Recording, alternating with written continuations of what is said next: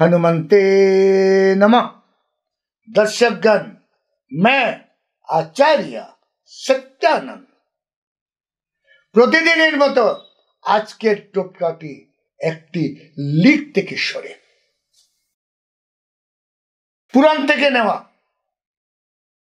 আমাদের ধর্মগ্রন্থ একটি পুরাণ থেকে এটা নেওয়া, শিব পুরাণ।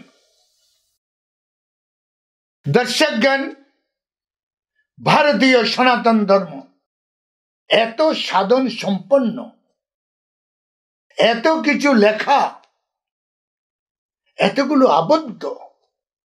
ঋষি মুনিরা একটা মানুষের জীবন মাটির থেকে আকাশে যাওয়া পর্যন্ত কি করে করবেন, এক একটা ওয়ার্ড এক একটা সিঁড়ি হিসেবে লেখা আছে।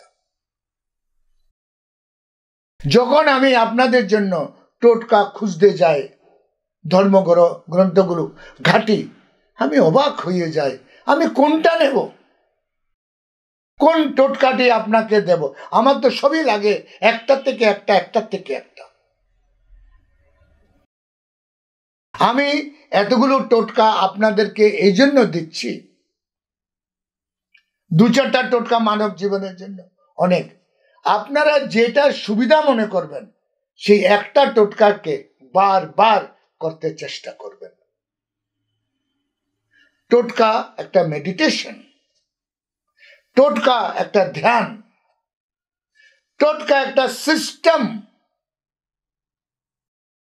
টোটকা একটি সংস্কার।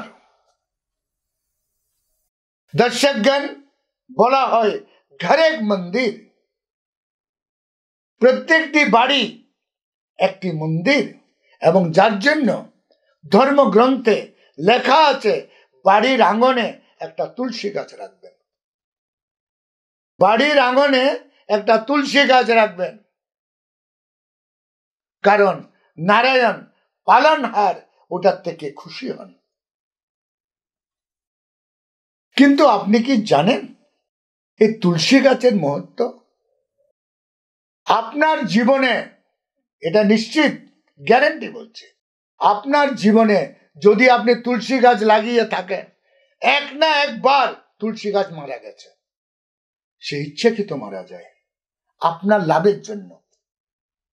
হতে পারে বাংলাতে প্রথমবার আমি এই ইন্ট্রোডাকশনটা দিচ্ছি, এই বিস্তারটা দিচ্ছি, আমার আগে কেউ বলেনি।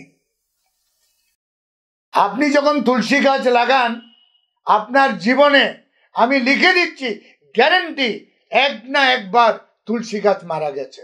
তার একটা কারণ আছে। তুলসী গাছ আপনাকে বড়লোক করার জন্য, অরবপতি করার জন্য সে মারা গেল। সে মারা যায়নি, সে আপনাকে একটা জিনিস দিয়ে গেল। সে জিনিসটি কি বলা হচ্ছে ধর্মগ্রন্থে? তুলসী কা জড় শালিগ্রাম কা প্রভাব। এর আগে কেউ আপনাকে বলেনি। তুলসীর জড় শালিগ্রাম। ব্রাহ্মণ যে পাথরের শালিগ্রাম আনে তার থেকে 1000 গুণ শক্তিশালী আপনার বাড়ির লাগানো তুলসী গাছ যখন শুকিয়ে যায় তার জড় এত মহত্বপূর্ণ।